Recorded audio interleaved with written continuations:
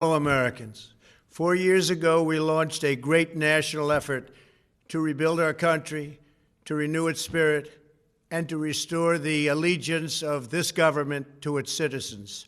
In short, we embarked on a mission to make America great again for all Americans. As I conclude my term as the 45th President of the United States, I stand before you truly proud of what we have achieved together. We did what we came here to do, and so much more. This week, we inaugurate a new administration and pray for its success in keeping America safe and prosperous. We extend our best wishes, and we also want them to have luck, a very important word. I'd like to begin by thanking just a few of the amazing people who made our remarkable journey possible.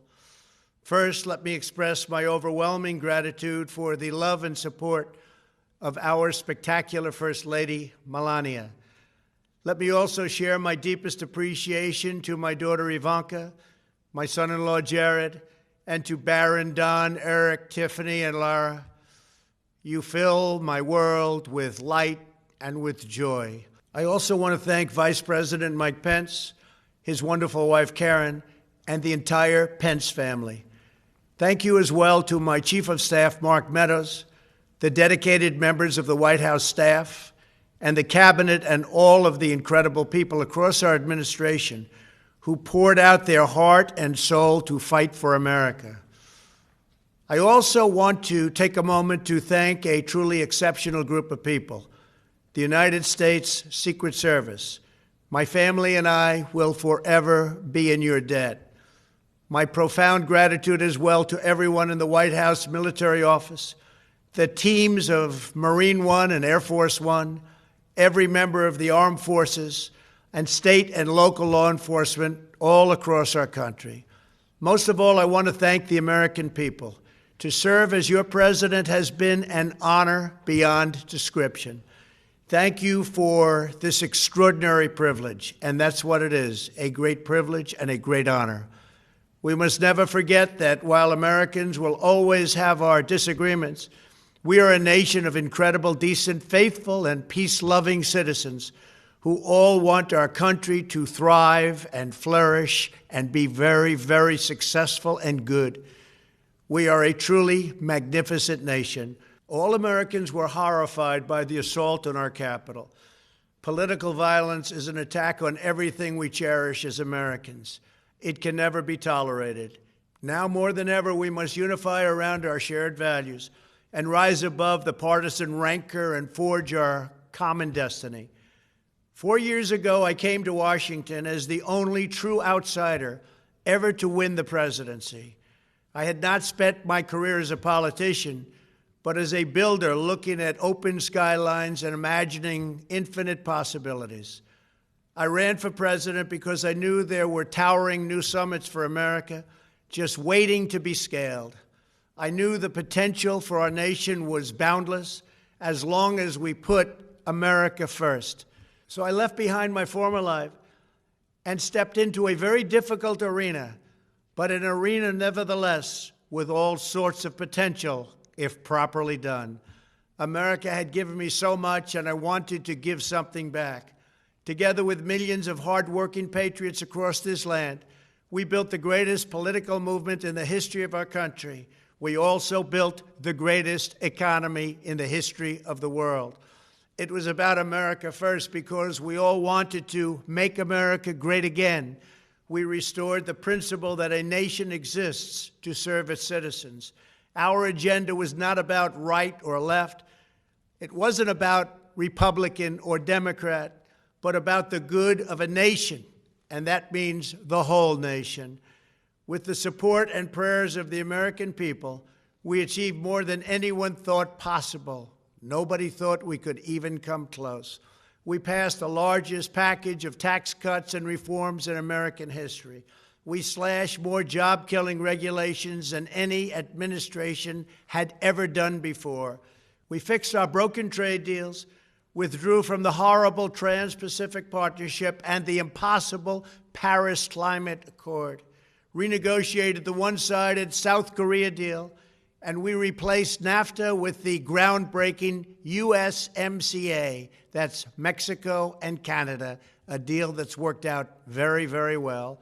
Also, and very importantly, we imposed historic and monumental tariffs on China, made a great new deal with China. But before the ink was even dry, we and the whole world got hit with the China virus. Our trade relationship was rapidly changing. Billions and billions of dollars were pouring into the U.S., but the virus forced us to go in a different direction. The whole world suffered, but America outperformed other countries economically because of our incredible economy and the economy that we built. Without the foundations and footings, it wouldn't have worked out this way. We wouldn't have some of the best numbers we've ever had. We also unlocked our energy resources and became the world's #1 producer of oil and natural gas, by far. Powered by these policies, we built the greatest economy in the history of the world. We reignited America's job creation and achieved record low unemployment for African Americans, Hispanic Americans, Asian Americans, women, almost everyone. Income soared, wages boomed, the American dream was restored, and millions were lifted from poverty in just a few short years. It was a miracle. The stock market set one record after another, with 148 stock market highs during this short period of time, and boosted the retirements and pensions of hardworking citizens all across our nation. 401ks are at a level they've never been at before. We've never seen numbers like we've seen, and that's before the pandemic and after the pandemic. We rebuilt the American manufacturing base, opened up thousands of new factories, and brought back the beautiful phrase, "Made in the USA."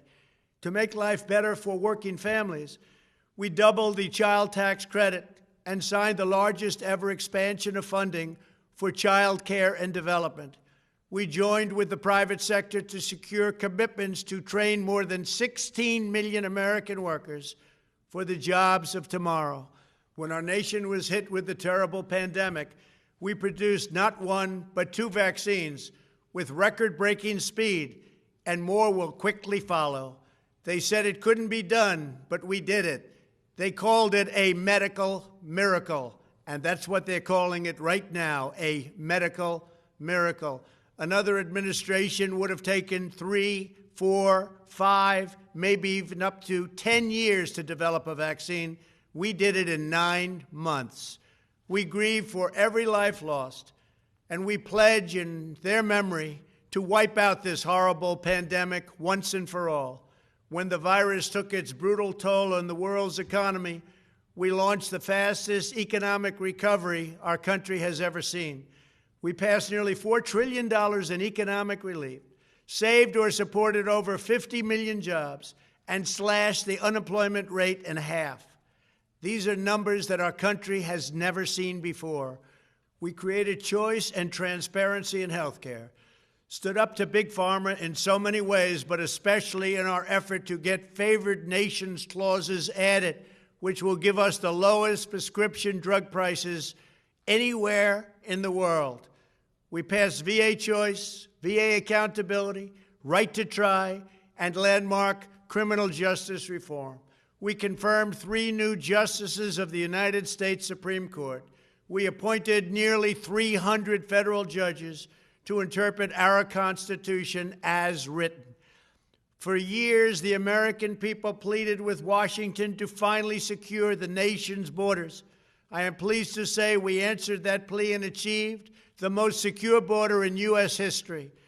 We have given our brave border agents and heroic ICE officers the tools they need to do their jobs better than they have ever done before, and to enforce our laws and keep America safe. We proudly leave the next administration with the strongest and most robust border security measures ever put into place.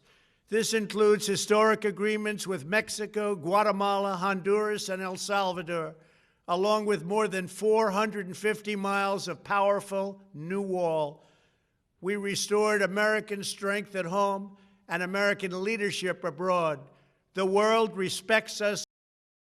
Please don't lose that respect. We reclaimed our sovereignty by standing up for America at the United Nations and withdrawing from the one-sided global deals that never served our interest. And NATO countries are now paying hundreds of billions of dollars more than when I arrived just a few years ago. It was very unfair. We were paying the cost for the world. Now the world is helping us. And perhaps most importantly of all, with nearly $3 trillion, we fully rebuilt the American military, all made in the USA. We launched the first new branch of the United States Armed Forces in 75 years, the Space Force.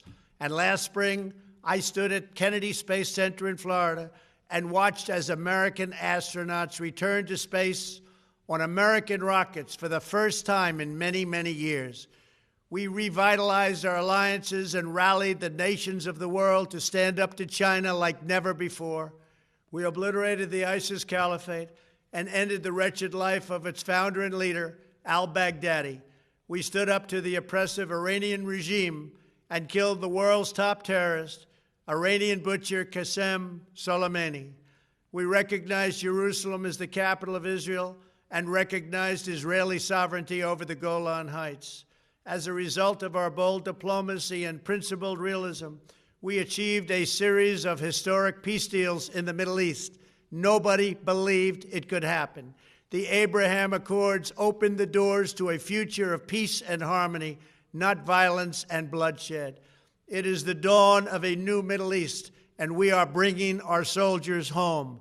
I am especially proud to be the first president in decades who has started no new wars. Above all, we have reasserted the sacred idea that in America, the government answers to the people. Our guiding light, our North Star, our unwavering conviction has been that we are here to serve the noble, everyday citizens of America. Our allegiance is not to the special interests, corporations, or global entities. It's to our children, our citizens, and to our nation itself. As president, my top priority, my constant concern, has always been the best interests of American workers and American families. I did not seek the easiest course. By far, it was actually the most difficult. I did not seek the path that would get the least criticism. I took on the tough battles, the hardest fights, the most difficult choices, because that's what you elected me to do. Your needs were my first and last unyielding focus. This, I hope, will be our greatest legacy. Together, we put the American people back in charge of our country. We restored self-government. We restored the idea that in America, no one is forgotten because everyone matters and everyone has a voice.